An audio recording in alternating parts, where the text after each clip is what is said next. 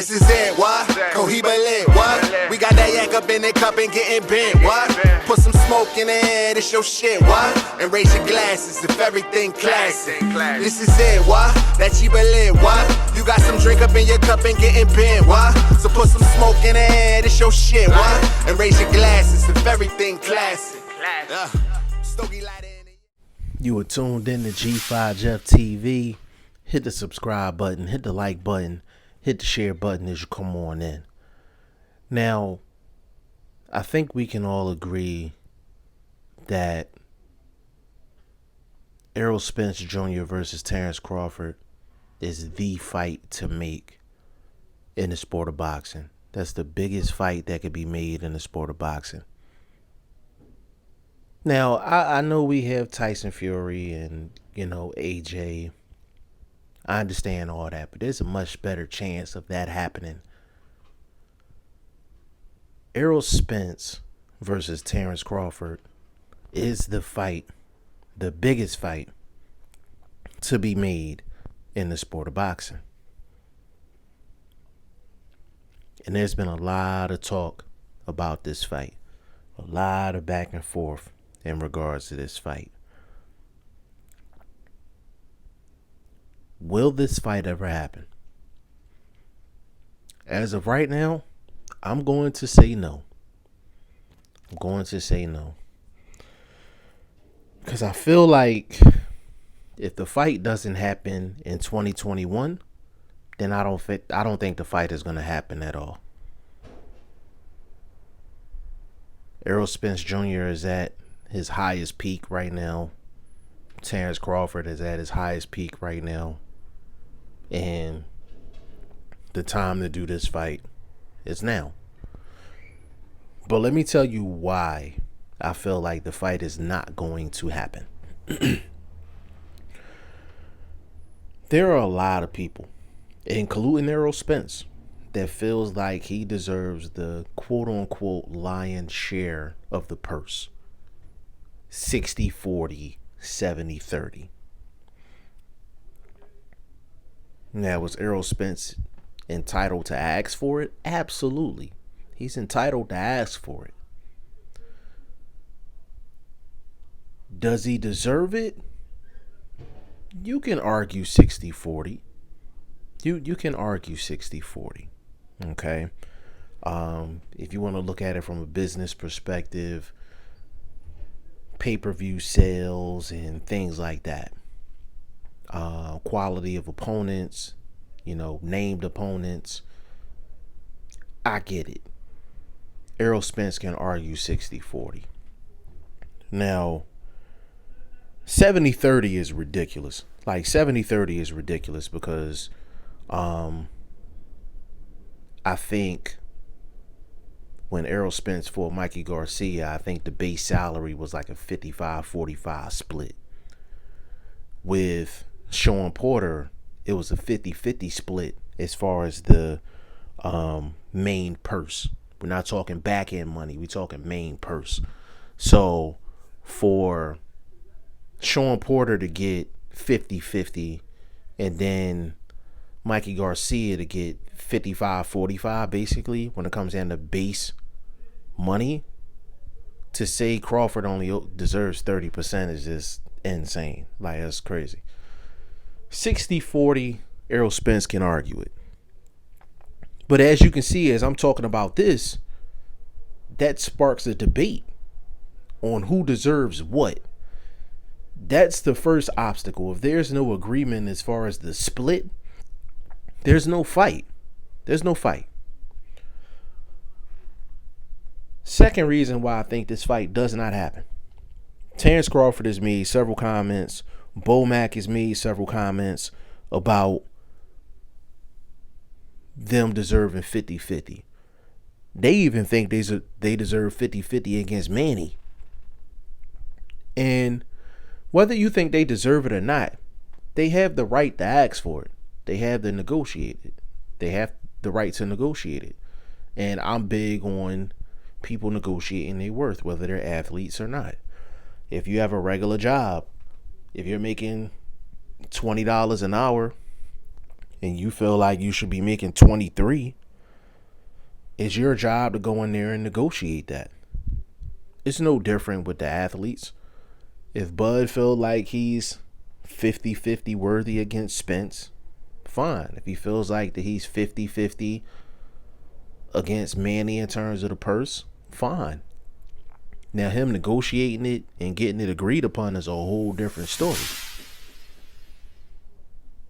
You factor that in with the fact that his contract runs out in October 2021. There's no incentive for Bob Arum to make the fight from a business perspective, especially with him saying he's lost so much money with Terence Crawford's last couple fights. And there's no incentive for Al Heyman to make the fight from a business perspective, because why lessen your purse, lessen your money to negotiate with Top Rank when essentially Terence Crawford is going to be a free agent in October. So for those reasons, I feel like the fight is not going to happen. A third reason why I think the fight is not going to happen is, let's just say Errol Spence is the A side. Like, no doubt about it. Like, he's the A side. No doubt. Errol Spence thinks he deserves at least 60-40. And he has a legit point from a business perspective. He has a legit point. Especially with COVID, that fight probably happens in Texas because that's one of the few places that's allowing the maximum amount of fans. So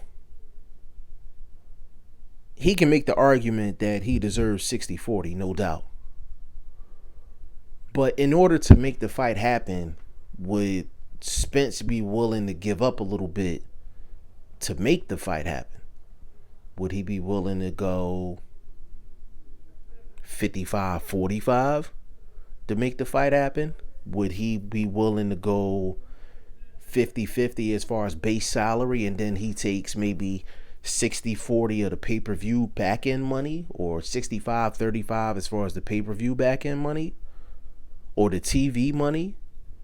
Like, is he willing to negotiate down to make the fight happen and possibly make like a 2-fight deal to really sweeten the pot for both guys? I just don't see Spence doing that. I just don't see Spence doing that. When it comes down to these legacy fights, these mega fights, eventually both guys will negotiate down a little bit to make it happen. Throughout history, that has happened in boxing. Do I see Spence doing that? I just don't see it. I do not see it. I think Spence Crawford pay-per-view has a chance to do, I would say in the States, I would say probably 750,000 buys, 800,000 buys, easy.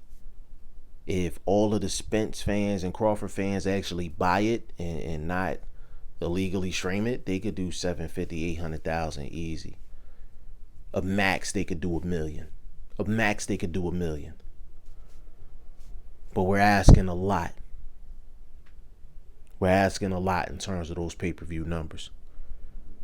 But when it comes down to it, I just don't see Spence lowering his demands to make it happen. I just don't see it. And my whole issue with, if this fight doesn't happen in 2021, it's not going to happen at all, is simply because both guys are getting older. And the older you get, the harder it is to maintain your weight. It's pretty clear that Errol Spence is a huge 147 pounder. Like, within the next couple fights, he's going to be wanting to fight at 154. His body is going to command him to fight at 154. Because when you get older and you're trying harder to make weight, it can affect you inside of the ring. And with the likes of Boots Ennis and guys like that, You know, you don't want to have, you know, in-ring issues jumping in with killers like that, you know, before you get to a Crawford fight. And same thing for Crawford. Crawford has to think about that as well. If he's becoming a free agent, Al Heyman holds all the cards not only at 47 but at 54. Like, Crawford would have to go down in weight to get some leverage from a opponent perspective in terms of options. He would have to go down in weight to like 140 to make things happen. But if he wants to play at 147 and he has to play at 154, he's going to have to holler at Heyman. He's going to have to holler at Heyman at some point. And that's another reason why I think this fight is not going to happen, because I'm not 100% sure that Terence Crawford would even sign with Al Heyman. Do I think it's smart? Hell yeah, it's smart. Like, that's where all the action is. If he wanted to go to 154, Al Heyman got everybody at 154.